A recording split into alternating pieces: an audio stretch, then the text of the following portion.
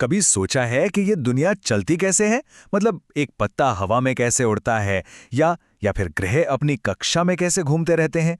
आज हम उन्हीं बुनियादी नियमों को समझने की एक यात्रा पे निकल रहे हैं। वो नियम जिन्होंने हमारे ब्रह्मांड को देखने का नजरिया ही हमेशा हमेशा के लिए बदल दिया। अच्छा, तो चलिए इसमें थोड़ा और गहरा उतरते हैं। एक पल के लिए न्यूटन से पहले की दुनिया की कल्पना कीजिए।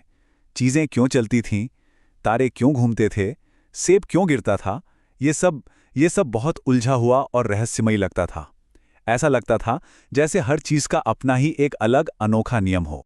यही यही वो बड़ा सवाल था जिसने सदियों से महान विचारकों को परेशान कर रखा था, और इसका कोई एक जवाब नहीं था। ऐसा लगता था मानो प्रकृति अपनी मर्जी से काम कर रही हो, बिना किसी तर्क या पैटर्न के। और फिर आते हैं आइजैक न्यूटन। उन्होंने प्रकृति की इस उलझी हुई भाषा को समझा और हमें एक नियम पुस्तिका दी, एक ऐसी किताब जिसने हमें असलियत को समझने और उसके बारे में बात करने के लिए एक बहुत ही शक्तिशाली भाषा दी। लेकिन कोई भी नियम बनाने से पहले न्यूटन को खेल के मोहरों को तो परिभाषित करना ही था ना। तो उन्होंने अपने नए विज्ञान यानी मैकेनिक्स की कुछ बहुत ही बुनियादी अवधारणाओं को परिभाषित करके शुरुआत की, ताकि हर कोई एक ही भाषा बोल सके, एक ही मतलब समझ सके। अब देखिए, ये जो स्लाइड में है वो न्यूटन की अपनी दी हुई परिभाषा है। आज की भाषा में इसका सीधा सा मतलब है किसी चीज में कितना पदार्थ है। यही जड़ता यानी इनर्शिया का भी माप है।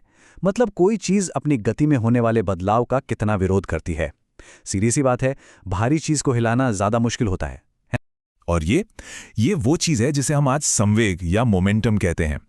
ये सिर्फ इस बात पर निर्भर नहीं करता कि कोई चीज कितनी तेजी से चल रही है, बल्कि ये उसके वजन और उसकी रफ्तार का मिला जुला असर है। सोचिए, एक तेज रफ्तार से आती क्रिकेट की गेंद और एक धीरे धीरे लुढ़कता हुआ ट्रक, दोनों में जबरदस्त गति की मात्रा हो सकती है। बिल्कुल सीधा और सरल। बल मतलब बस एक धक्का या खिंचाव। ये वो बाहरी असर है जो किसी भी वस्तु की गति को बदल सकता है, उसे चला सकता है, रोक सकता है या उसके दिशा बदल सकता है। तो अब जब हमारे पास शब्द हैं तो चलिए पहले नियम पर चलते हैं। ये नियम बताता है कि ब्रह्मांड में हर चीज की डिफ़ॉल्ट स्थिति क्या होती है। मतलब जब उस पर कोई बाहरी असर न पड़ रहा हो तो वो क्या करती है। तो इसका सबसे जरूरी पहलू ये है, चीजें वही करती रहती हैं जो वे पहले से कर रही हैं। एक रुकी हुई गेंद तब तक रुकी रहेगी और एक सीधी लाइन में चलती हुई गेंद तब तक चलती रहेगी जब तक कोई उसे धक्का ना दे या रोके नहीं। बस इतना ही। ये समीकरण बस उसी बात को गणित की भाषा में कहता है। अगर कुल बल यानी नेट फोर्स 0 है तो वेग में कोई बदलाव नहीं होगा। यहां वेग का मतलब है किसी चीज की रफ्तार और उसकी दिशा, और त्वरण का मतलब है वेग में कोई भी बदलाव। तो कोई बल नहीं, कोई त्वरण नहीं। यही जड़ता का सार है। ठीक है, तो पहला नियम तब के बारे में है जब कुछ नहीं हो रहा होता। अब दूसरा नियम यह बताता है कि जब कोई बल लगाया जाता है तो क्या होता है। चलिए आगे बढ़ते हैं और देखते हैं कि कहानी कैसे आगे बढ़ती है। न्यूटन के शब्द यहाँ बिल्कुल साफ हैं। बल जो है वो गति में बदलाव का कारण बनता है। जितना बड़ा धक्का उतना बड़ा बदलाव, और ये बदलाव हमेशा धक्के की दिशा में ही होता है। बहुत ही सहज बात है ना? इसे एक शॉपिंग कार्ट की तरह सोचिए। उसे तेजी से चलाने के लिए एक जोरदार धक्का दिया जा सकता है, या फिर लंबे समय तक हल्का हल्का धक्का देते रहें, असर वही होगा। ये सब कुल आवेग यानी इंपल्स पर निर्भर करता है। मतलब बल को कितने समय तक लगाया गया। और ये शानदार ढंग से इस पूरे विचार को एक सूत्र में बांध देता है। F=ma। बल बराबर है द्रव्यमान गुणा त्वरण। यह सरल सा दिखने वाला समीकरण भौतिकी की दुनिया की आधारशिला है। यह इतना शक्तिशाली है कि इसने हमें चांद तक पहुंचा दिया। अब आते हैं तीसरे और आखिरी नियम पर। यह अंतःक्रियाओं का नियम है। यह हमें एक बहुत जरूरी बात याद दिलाता है। बल कभी भी अकेले काम नहीं करते, वो हमेशा जोड़ियों में आते हैं। ये एक सार्वभौमिक सच है।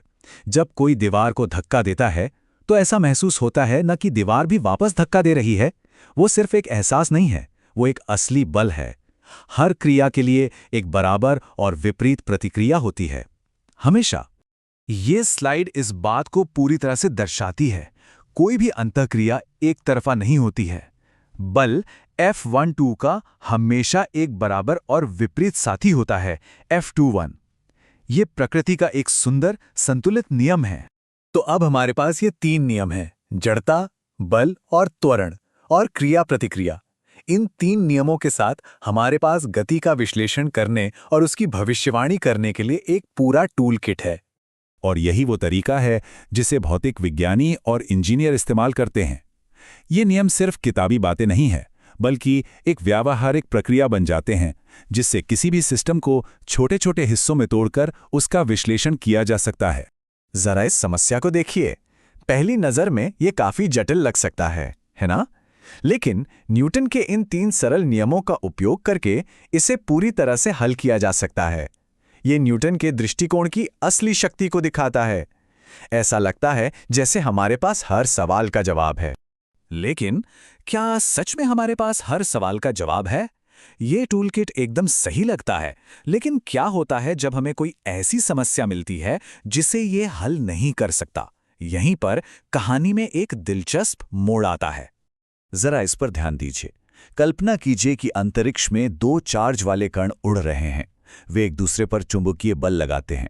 लेकिन अजीब बात यह है कि कण 1 पर लगने वाला बल कण 2 पर लगने वाले बल के बराबर और विपरीत नहीं है। ये तो न्यूटन की नियम पुस्तिका का सीधा सीधा उल्लंघन है। तो यहाँ क्या हो रहा है? क्या न्यूटन गलत थे? नहीं, न्यूटन गलत नहीं थे, लेकिन उनके नियम पूरी कहानी नहीं थे। जब नियम टूटते हुए दिखते हैं तो ये कोई विफलता नहीं है, ये एक सुराख है। ये एक संकेत है कि हमें एक और गहरी, ज्यादा बड़ी समझ की जरूरत है। ये भौतिकी के अगले अध्याय की ओर इशारा करता है, आइंस्टाइन का सापेक्षता का सिद्धांत। अंत में न्यूटन की विरासत यही है। उन्होंने हमें सिर्फ जवाब नहीं दिए, उन्होंने हमें बेहतर सवाल पूछने के लिए उपकरण दिए। उनके नियम क्लासिकल मैकेनिक्स की नींव हैं, लेकिन वे आधुनिक भौतिकी का शुरुआती बिंदु भी हैं। वे असलियत की भाषा की पहली महान व्याकरण पुस्तक थे, जिसने हमें ब्रह्मांड के साथ बातचीत करना सिखाया।